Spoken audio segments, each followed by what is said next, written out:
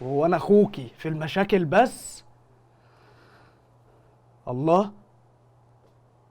امال ايه؟ طيب فهميني. صباح الفل يا ربيع. صباح الفل يا حازم، الاستاذ جوه. ماشي يا نور ما تعصبينيش، انا في الشغل مش هعرف اعلي صوتي عن كده. ولا حاجه ولا نيله. بعدين هو بيتكلم معاك كاني جاي انزلي اشحت دلوقتي. منه. طيب روحي عند امك وبالليل ولا بكره نبقى نتكلم. ما تعليش صوتك انت في استوديو الشاي اللي هتعرفني انا ايه استوديو؟ انت الكلام بيقع قلتلك منك ولا انزلي. ايه؟ انت كده راجل يعني باللعبه اللي في ايدك دي؟ ده انت ابوك راجل واليوتيوب يشهد في ايه؟ انت مش راجل بيقول ايه؟ يا ربيع يا كريم، افتحوا الباب. افتحوا الباب يا جماعه. افتحوا يا جماعه، افتحوا الباب.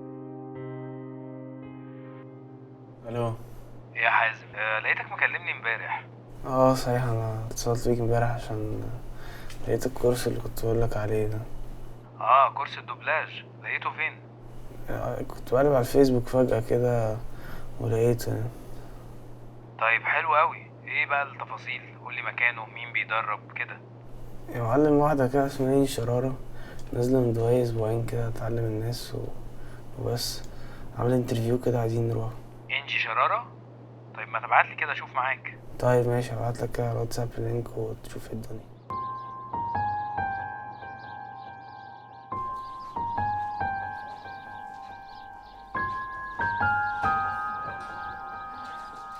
هاي شباب، ازيكم عاملين ايه؟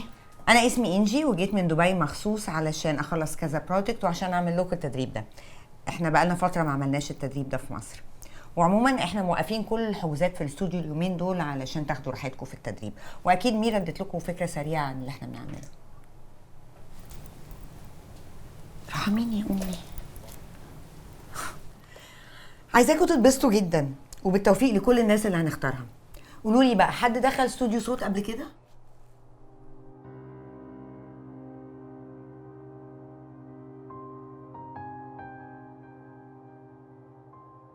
اسمك ايه؟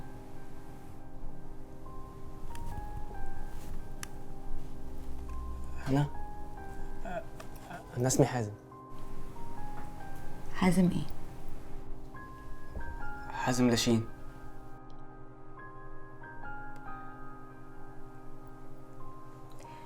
طيب، اللي دخل استوديو قبل كده اكيد عارف ان الصوت بيكون معزول، يعني اللي بره مش سامعيننا، فعايزاكم تاخدوا راحتكم على الاخر، بس مش معنى كده ان انتوا تصدعونا. ها؟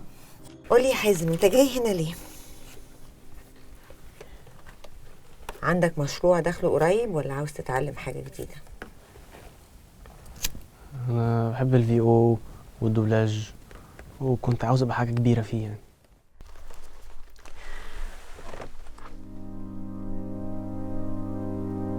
هتبقى.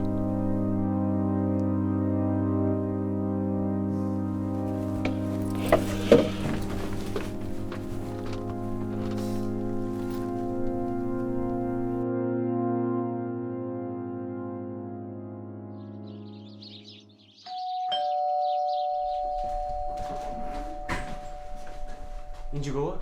في الروم جوه. سيب موبايلك بره طيب. كل يوم فيلم جديد الساعه 7.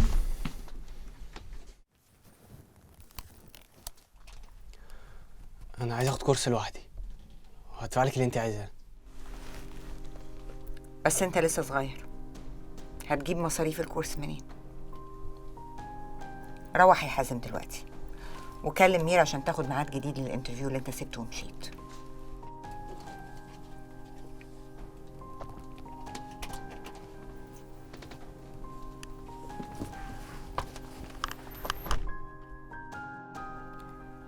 كل يوم فيلم جديد الساعة 7 بالليل.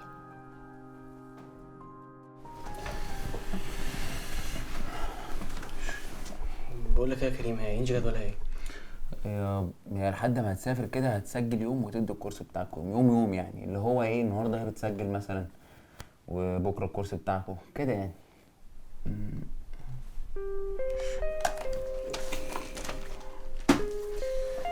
طب هات موبايلي وزات ميه.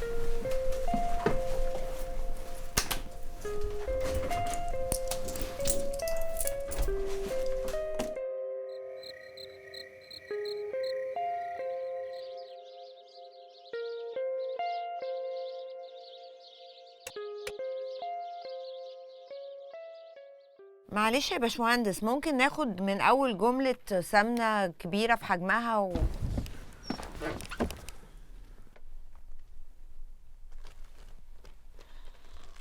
سوري يا باشمهندس، خلينا ناخد بريك 10 دقايق.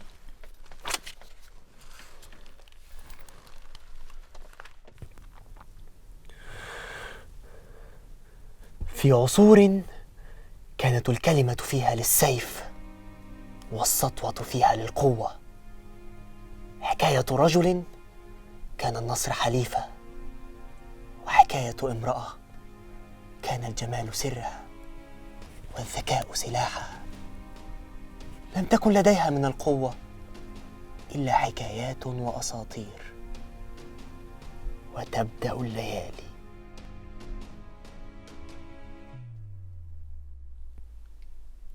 هو حلو بس ما بيتعملش كده.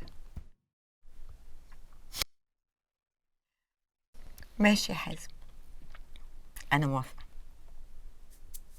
انت مصيبه.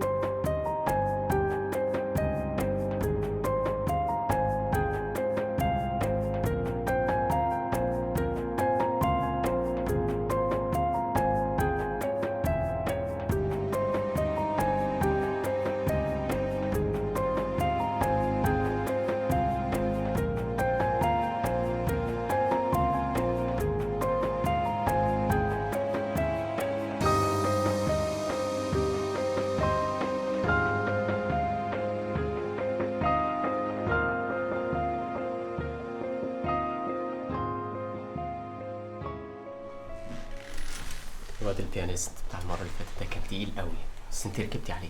هو ده اللي انا عايزه بقى المرة. حصل. طيب يا جماعه، الاستوديو هناك تمام، كل حاجه قشطه هناك. هنا مان احنا بروفاتنا كلها هنا.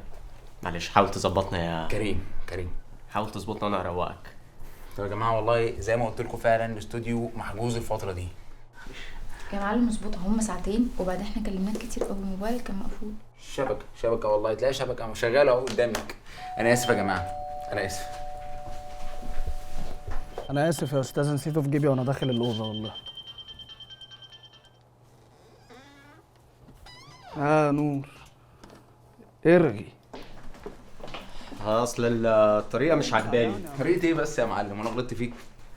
فكك يا رموز فكك، يلا ننزل المهندسين وانا هحجز انا. يلا استني بس عشان الشنطة الصفرا دي دخلت ومحدش قال لها حجز ولا نيلة، وبعدين بيتكلم معايا كاني جاي اشحت منه. صباح الفل يا ربيع. صباح الفل يا حازم، الاستاذه جوه. يا نور ما تعصبينيش، انا في الشغل. اهلا. سايب الباب مفتوح ليه؟ اصل ربيع كان بره وكان بيعمل خلاص مش مهم، سيبه، هو هيجي يقفله. انزلي دلوقتي طيب، روحي عند امك. وايه اللي بيحصل بره؟ دي ناس عايز تحجز وكريم بيفهمه. ما تعليش صوتك، انت في استوديو محترم. انت يالا بتاع الشله هتعرفني يعني ايه استوديو؟ انت الكلام بيقع منك ولا ايه يالا؟ لا ده كده افوره قوي. يا كريم. استني انا اقول. رامز اهدى يالا، في ايه؟ خلاص يلا نمشي من هنا. فكك من الخرا ده. انا هادي. يلا بينا. انا لحد دلوقتي محترم معاك وبقول لك مفيش حجز.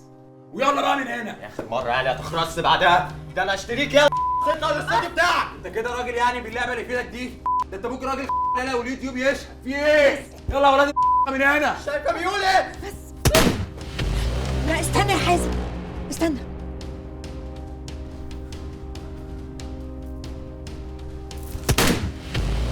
ايه ده؟ في ايه؟ مش عارفه. اللي انت عملته ده انت وديتنا في داهيه.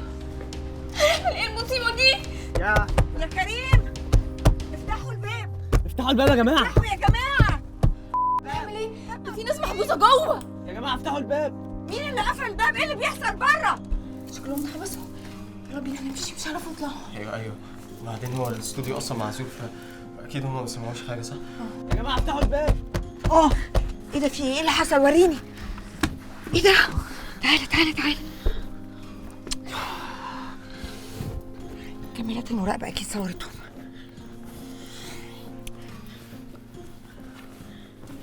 كريم وربيع سكتوا فجأة. أنا خايفة. ده الاستوديو معزول، يبقى اكيد محدش من بره هيسمعنا، ولو محدش خد باله ان الباب مقفول علينا هنتحبس هنا.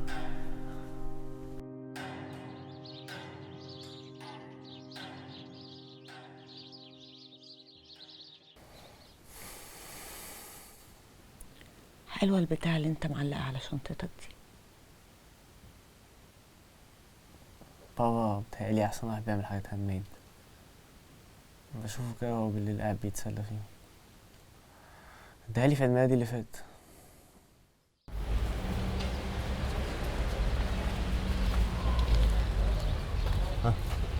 هتيجي اوصلك ولا هتتمشى؟ لا أنا هتمشى. طيب خد افتح لي.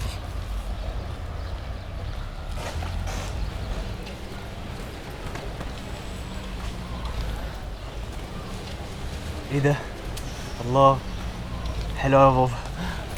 زمان كنت عملت منها اتنين، واحدة ما اعرفش هي راحت مني فين، والتانية ما لقيتش اغلى منك عشان اديها لك.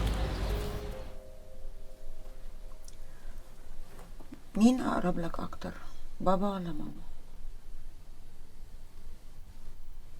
الاتنين، بس بابا قرب لي يعني. ماما بحس ان مفيش لينك ما بيننا كده، غالبا بتهتم بشعرها اكتر مني.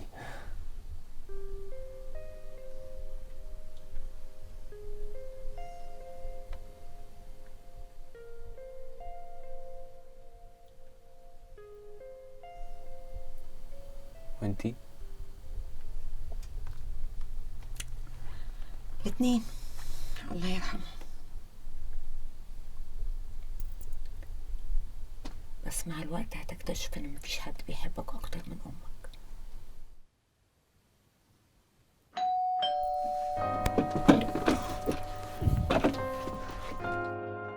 يا اللي بره احنا هنا. اكسروا الباب، احنا هنا. اكسروا الباب.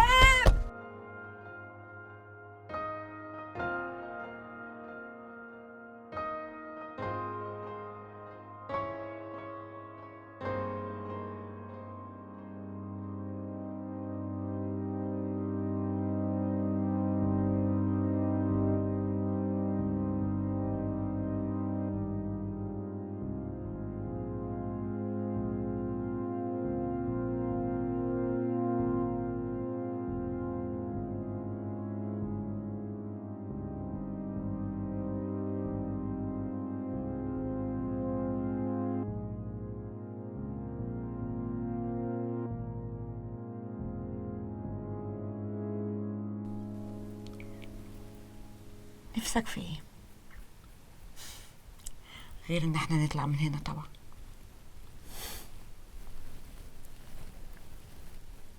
نفسي احب واحدة تكون فيها كل حاجة،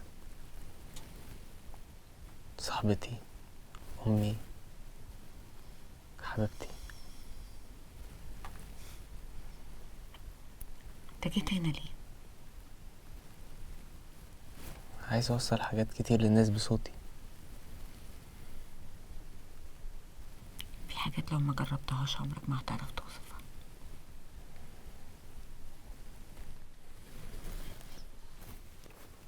انت حبيتي قبل كده؟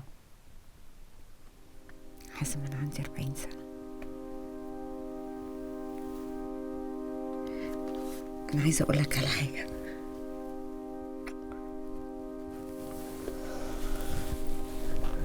انت تعيطي؟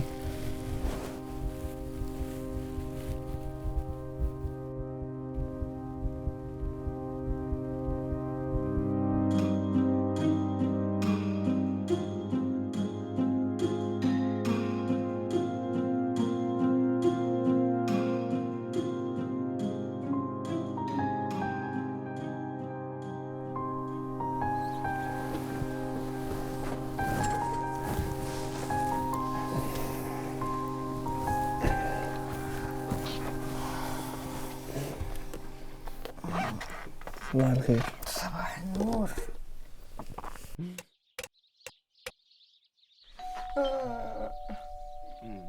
كان نفسي افتح بس مكسل اقوم بسرعه.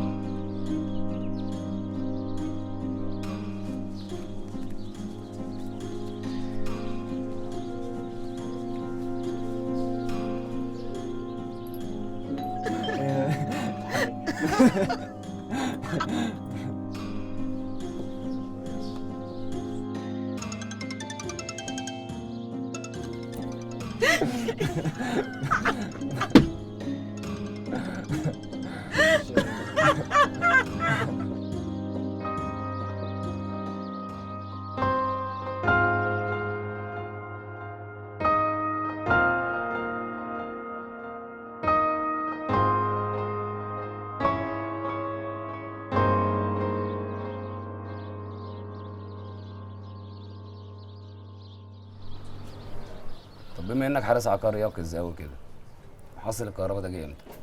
هو جه امبارح كده على اخر النهار. اخر النهار. يعني احنا كده بنتكلم في يومين. محمود يا ناصر، شوف لنا حد يفتح الباب ده عشان ندخل جوه. اما نشوف. اللي فتحت الباب احنا هنا.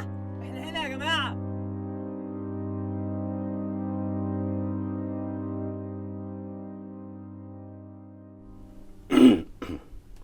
البقاء لله يا استاذ انجي. ونعم بالله. 4 ساعات بنفرغ في الكاميرات وعرفناهم، وهنوصل لهم النهارده بسهوله ان شاء الله. احنا كده خلصنا كل شغلنا هنا، وهنتظركم الصبح عشان نكمل باقي الاجراءات وتاخدوا بطايقكم. تحب ابعت معاك حد يوصلك؟ الوقت متاخر. لا انا تمام. ميرا طلبت لي عربيه. وانا ربع ساعه وبابا جاي ياخدني. يا عصام باشا. يا باشا بكلمك بقالي ساعه تليفونك مقفول. انا لازم امشي.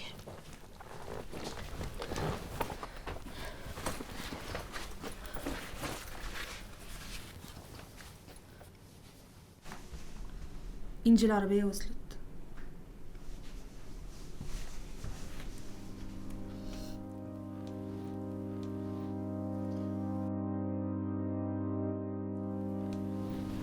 انتي كنتي قلتيلي عشان تطلع اللي جواك لازم تحس معنى الكلام، وعشان تحس معنى الكلام لازم يا اما تكون عديت بيه او تكون ممثل شاطر.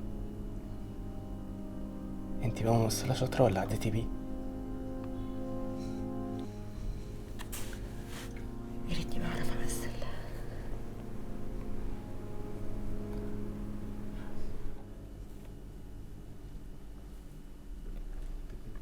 هتبعدي؟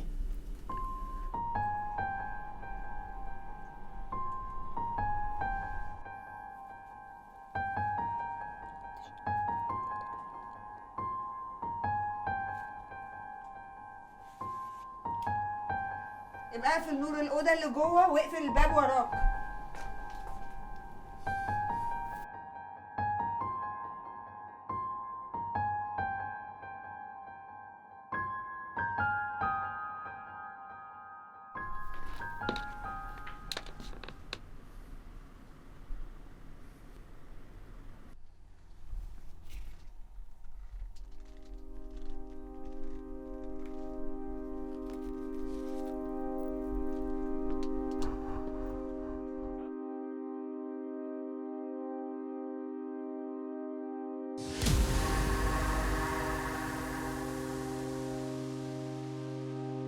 زمان كنت عملت منها 2، واحدة ما اعرفش هي راحت مني فين، والتانية ما لقيتش اغلى منك عشان اديها له.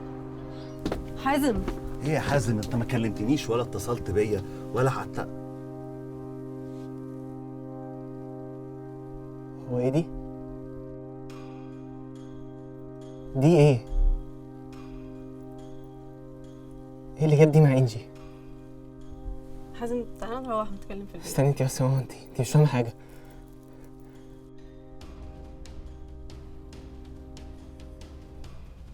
تعرف تتكلم قدامها؟ طيب،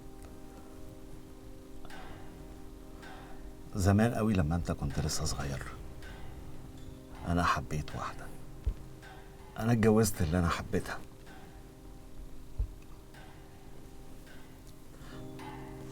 اتجوزتها على امك انجي. هي لما عرفت سافرت وسابتنا. مش اول واحد يتجوز 2، بس هي ما كانتش راضيه تسمع، ما كانتش بتسمع غير نفسها، مع اني والله يا ابني كنت هقول لها.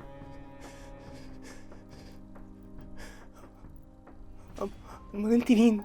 دي امك اللي ما سابتكش ولا لحظه، امك اللي ربتك. امي دي مرات ابويا. انت عارف انت عملت ايه؟ انت عارف انت عملت ايه؟ امك سابتك يا حازم، سابتك وحبت العيشه بره. حبت العيشه بره اكتر ما حبت ابنها. هو في ام كده؟ هي ما حبتش العيشه بره، هي كرهت العيش عشان انت هنا.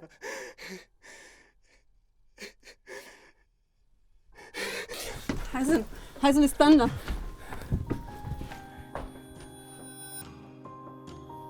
مع الوقت هتكتشف ان مفيش حد بيحبك اكتر من امك.